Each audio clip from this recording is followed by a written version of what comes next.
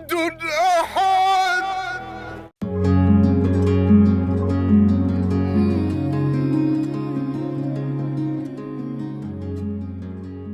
Namanya adalah Bilal bin Rabah, muazin Rasulullah Shallallahu Alaihi Wasallam.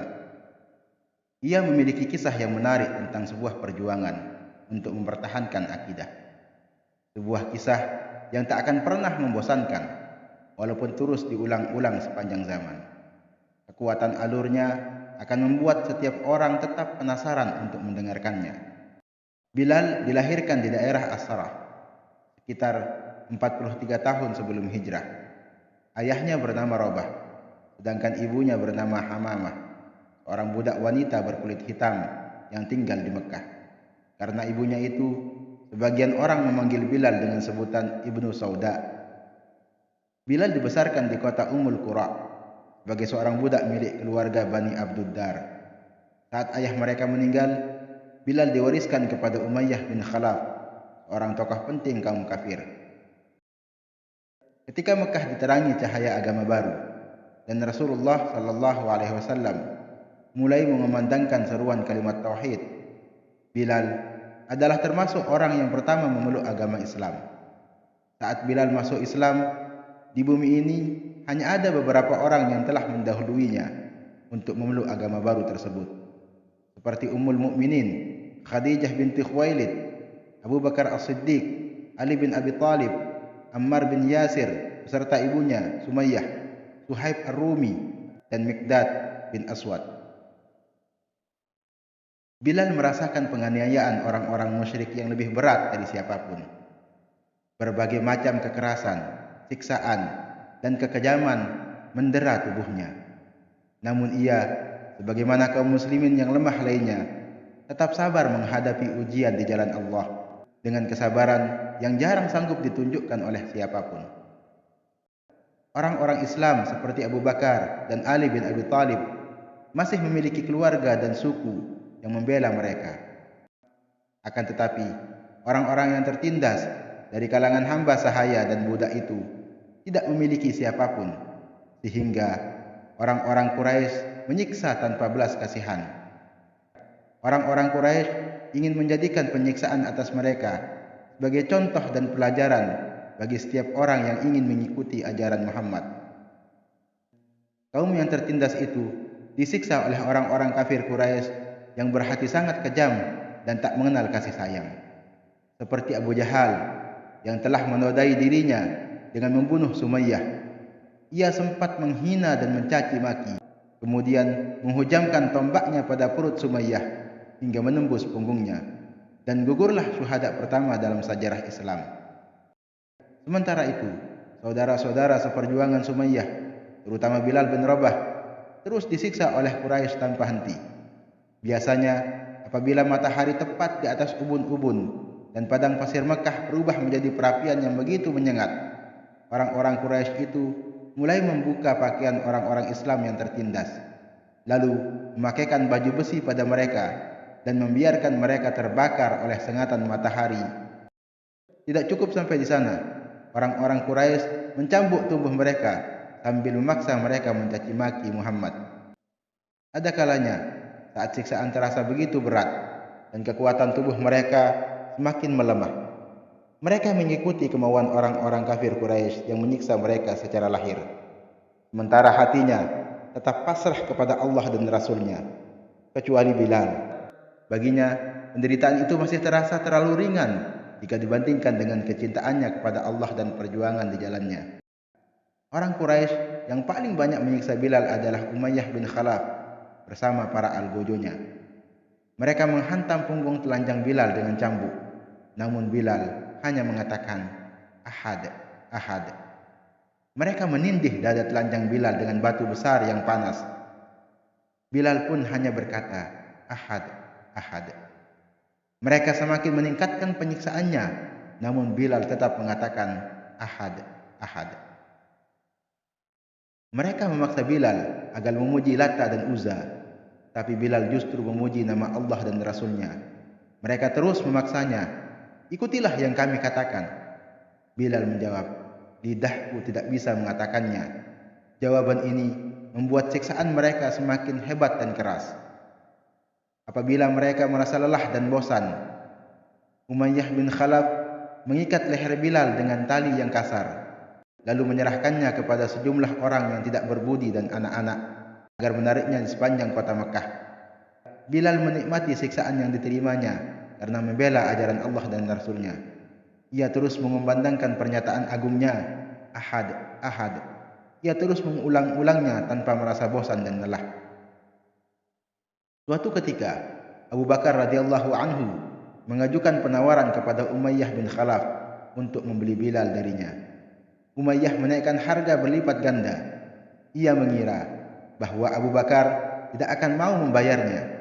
Tapi ternyata Abu Bakar setuju walaupun harus mengeluarkan 9 uqiyah emas. Seusai transaksi, Umayyah berkata kepada Abu Bakar, "Sebenarnya, kalau engkau menawar sampai 1 uqiyah pun, maka aku tidak akan ragu untuk menjualnya." Abu Bakar pun membalas, "Seandainya engkau memberi tawaran sampai 100 uqiyah, maka aku tidak akan ragu untuk membelinya." Ketika Abu Bakar memberitahu Rasulullah SAW bahwa ia telah membeli sekaligus menyelamatkan Bilal dari cengkeraman para penyiksanya, Rasulullah berkata kepada Abu Bakar, "Kalau begitu, biarkan aku bersekutu denganmu untuk membayarnya, wahai Abu Bakar." Abu Bakar menjawab, "Aku telah memerdekakannya, wahai Rasulullah." Setelah Rasulullah SAW mengizinkan para sahabatnya untuk hijrah ke Madinah, mereka segera berhijrah, termasuk Bilal radhiyallahu anhu. Tibanya di Madinah, Bilal tinggal satu rumah dengan Abu Bakar dan Amir bin Fihr. Bilal tinggal di Madinah dengan tenang dan jauh dari jangkauan orang-orang Quraisy yang kerap menyiksanya. Kini ia mencurahkan segenap perhatiannya untuk menyertai Nabi Muhammad SAW. Bilal selalu mengikuti Rasulullah SAW kemanapun ia pergi, selalu bersamanya saat sholat maupun ketika pergi untuk berjihad. Kebersamaannya dengan Rasulullah ibarat bayangan yang tidak pernah lepas dari pemiliknya. Ketika Rasulullah SAW selesai membangun Masjid Nabawi di Madinah dan menetapkan azan, maka Bilal ditunjuk sebagai orang pertama yang mengumandangkan azan dalam sejarah Islam. Biasanya setelah mengumandangkan azan, Bilal berdiri di depan pintu rumah Rasulullah SAW seraya berseru, "Hayya 'alas shalah, hayya 'alal falah." Lalu ketika Rasulullah SAW keluar dari rumahnya dan Bilal melihat beliau, Bilal segera melantunkan iqamah. Bilal menyertai Nabi Muhammad SAW dalam perang Badar. Ia menyaksikan dengan mata kepalanya sendiri bagaimana Allah memenuhi janjinya dan menolong tentaranya. Ia juga melihat langsung tewasnya para pembesar Quraisy yang pernah menyiksanya dengan hebat. Ia melihat Abu Jahal dan Umayyah bin Khalaf tersungkur berkalang tanah ditembus pedang kaum muslimin dan darahnya mengalir deras karena tusukan tombak orang-orang yang mereka siksa dahulu. Ketika Rasulullah SAW menaklukkan kota Mekah, beliau berjalan di depan pasukan hijaunya bersama sang pengumandang panggilan langit, Bilal bin Rabah. Saat masuk ke Ka'bah, beliau hanya ditemani oleh 3 orang, yaitu Utsman bin Talhah, Usamah bin Zaid, dan Bilal bin Rabah, muazzin Rasulullah. Salat zuhur pun tiba. Ribuan orang berkumpul di sekitar Rasulullah. Semuanya menyaksikan pemandangan yang sangat agung. Pada saat yang sangat bersejarah itu, Rasulullah SAW memanggil Bilal bin Rabah agar naik ke atap Ka'bah untuk mengumandangkan kalimat tauhid dari sana.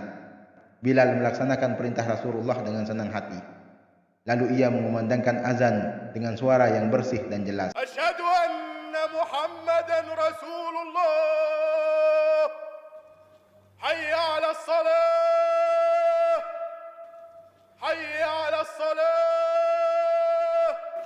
Hayya 'alal falah. Hayya 'alal falah.